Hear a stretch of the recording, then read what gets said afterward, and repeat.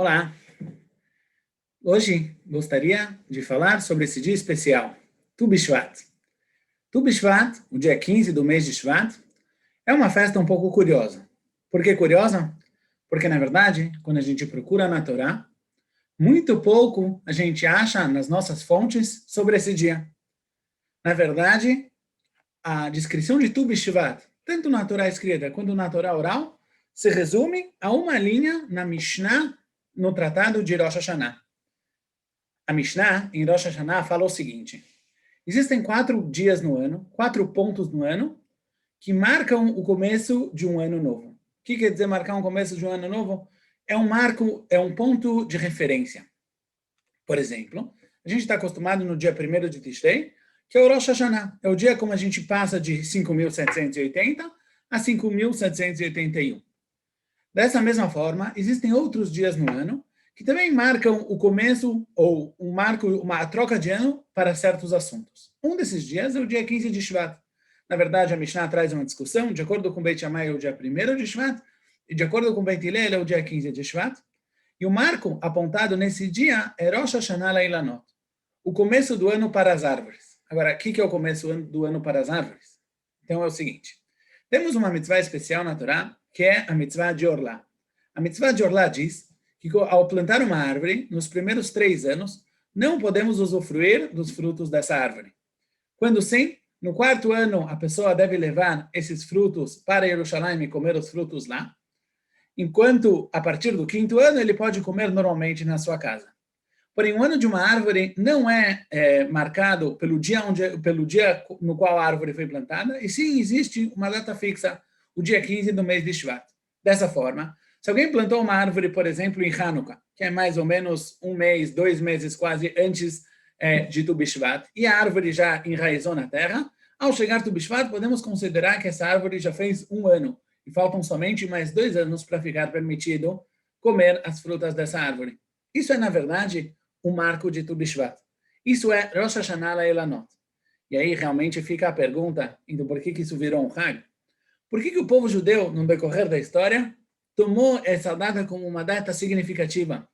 Inclusive na Halachá, é um dia quando não se faz Tachanun, é um dia de alguma alegria, talvez não é um Hag como todos os outros Hagim, mas exatamente o que acontece nesse dia.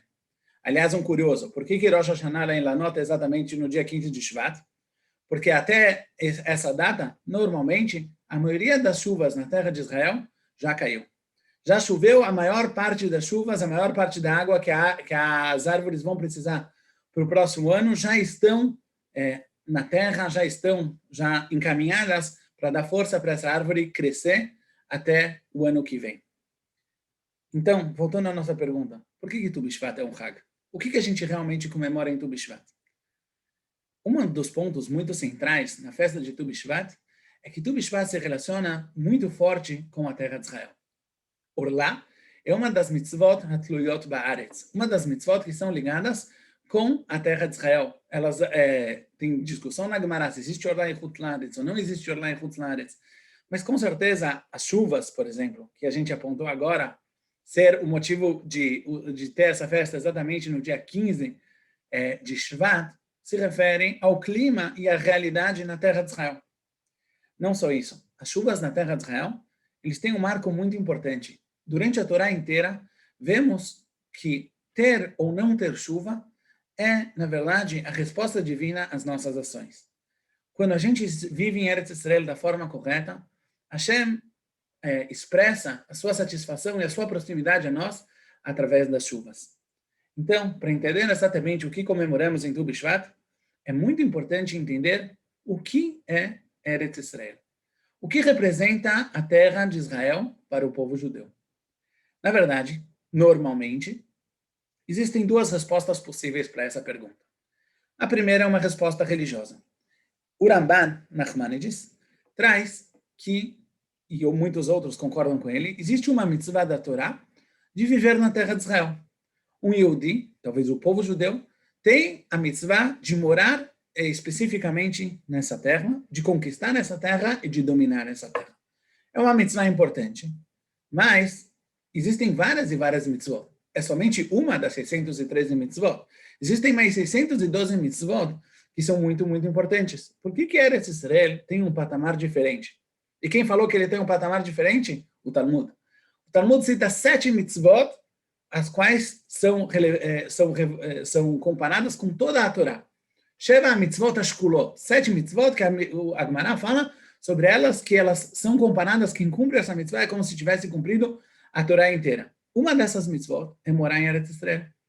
Mais do que isso, a Gemara fala, Kol adar bechutz laaretz, uma pessoa que mora fora de Eretz Israel, domé que mi she'en lo Eloah. É como se alguém que não tivesse um Deus. Muito forte, obviamente. A Gemara não está dizendo que quem mora em Chutz laaretz é um herege. Mas o que sim a Gemara está dizendo? O que sim o Talmud veio nos dizer pelo fato de ele não ter um Deus. Então, essa é a primeira visão, a visão da mitzvah de Eretz Israel. Por outro lado, podemos ter uma visão nacional de Eretz Israel. Eretz Israel é a nossa pátria. A terra de Israel é o nosso lugar. É um lugar onde os judeus podem viver de forma segura, ter a sua segurança, talvez ter a sua economia, se desenvolver como um povo. Na verdade, parando para pensar dessa forma, Eretz Israel não tem algo especial em si. É simplesmente um lugar onde nós podemos nos sentir seguros. Podemos exagerar um pouquinho e falar que, nesse caso, não faz diferença se falamos de Eretz Israel ou de Uganda. No final das contas, seria a mesma coisa. Essas duas visões, seja a visão da mitzvah, quanto a visão nacional, elas são corretas, com certeza. O povo judeu cumpre, cada Yehudi cumpre uma mitzvah por morar em Eretz Israel. E, com certeza, o povo judeu precisa de um lar, precisa de uma pátria, um lar nacional. Porém, elas ainda são parciais. Vamos tentar entender um pouco mais a fundo qual realmente é o significado de Eretz Israel na Torá e o que ela representa para o povo judeu. Voltando ao Ramban, Nachmanides, Ramban é um dos grandes sábios de todas as gerações e também um dos grandes comentaristas da Torá. O Ramban escreve no Sefer Vaikra, em Parashat Emor, uma afirmação muito, muito forte, muito poderosa. O Ramban traz que as mitzvot foram dadas para serem cumpridas em Eretz Israel. Existe um pasuk na profecia, no Navi, que diz, Atzivi lach tzionim, faça a você marcos. Marcos é como uma pessoa que está saindo de casa, e para ele lembrar como voltar para casa, ele faz marcos no caminho, ele faz pontos de referência. Fala o Ramban, trazendo, na verdade, de Hazal, dos nossos sábios, que as mitzvot que o povo judeu cumpre fora da terra de Israel são como marcos, como pontos de referência, para quando eles voltarem para a terra de Israel, eles saberem como viver a vida judaica, como viver como Am Israel. Agora, muita gente se confunde nesse Ramban e tem que deixar muito claro. O Ramban, em momento nenhum, em hipótese alguma, está dizendo que mitzvot em Chutz laaretz não valem, ou não foram dadas, ou não são relevantes. Óbvio que não.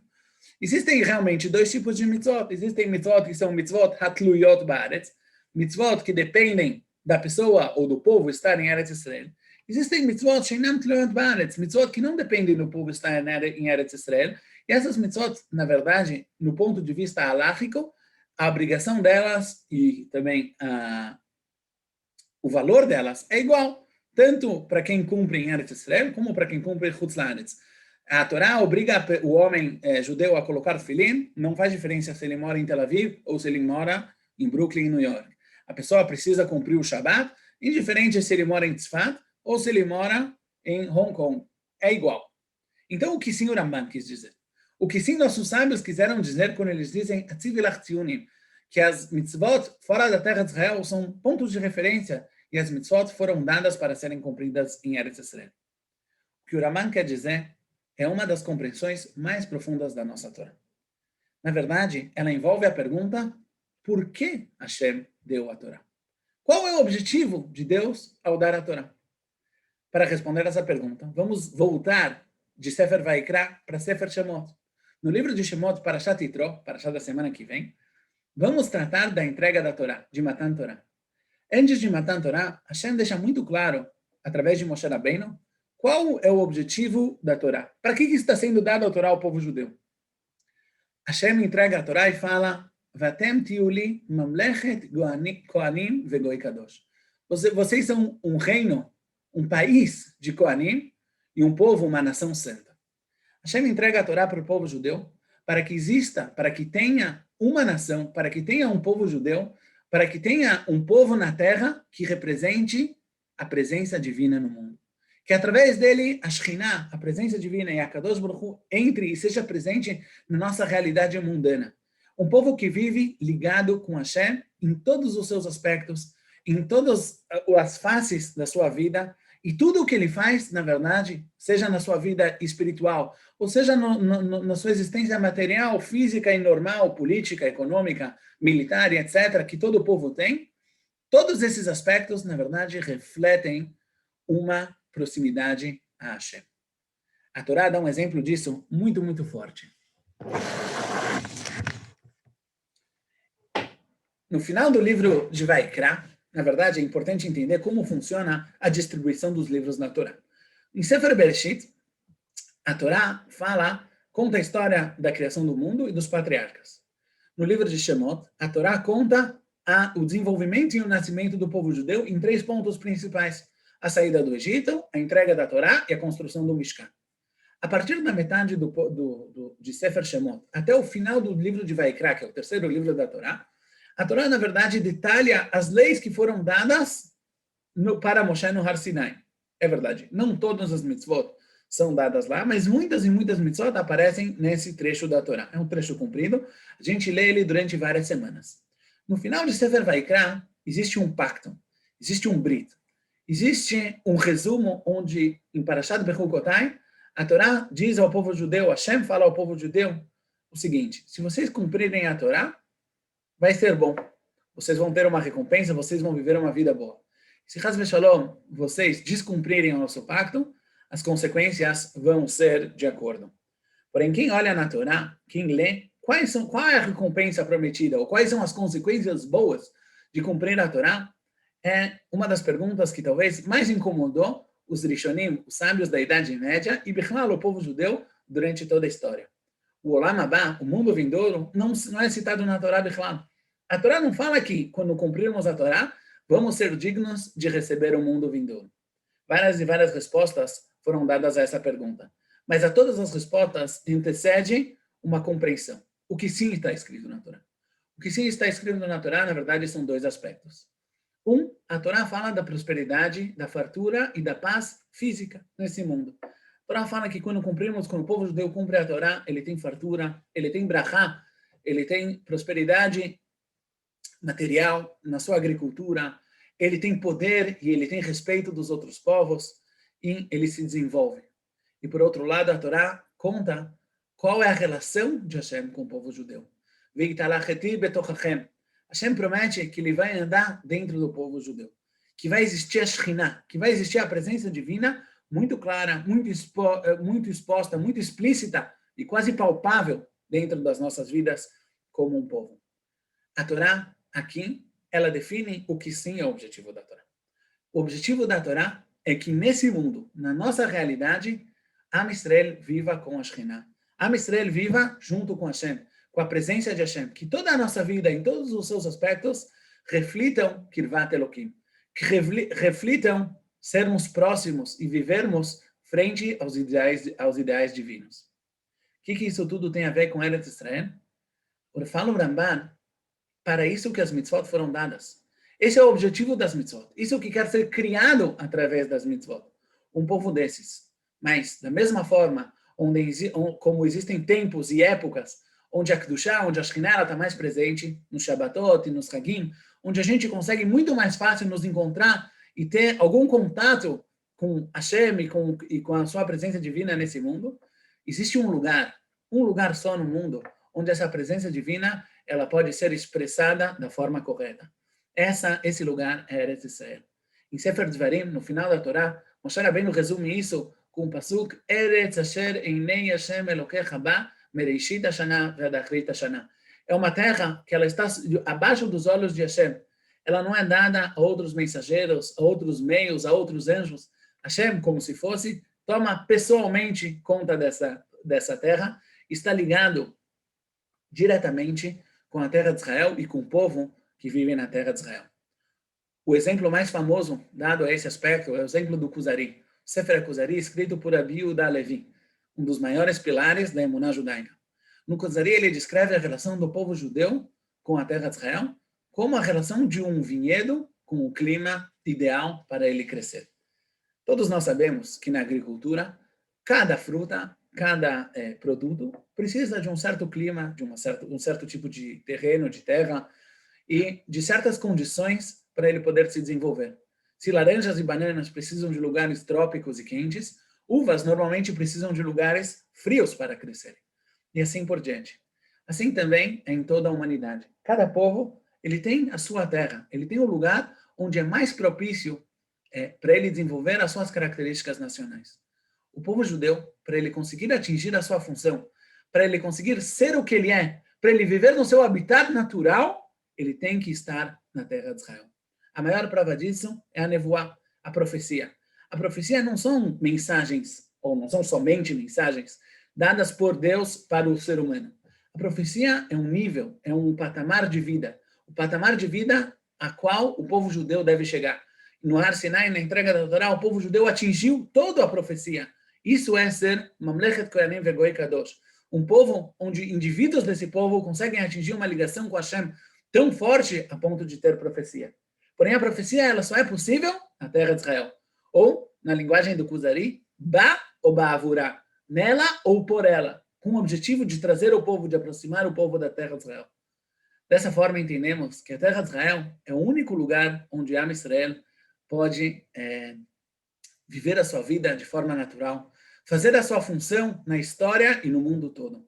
Eretz Israel não é mais uma mitzvah.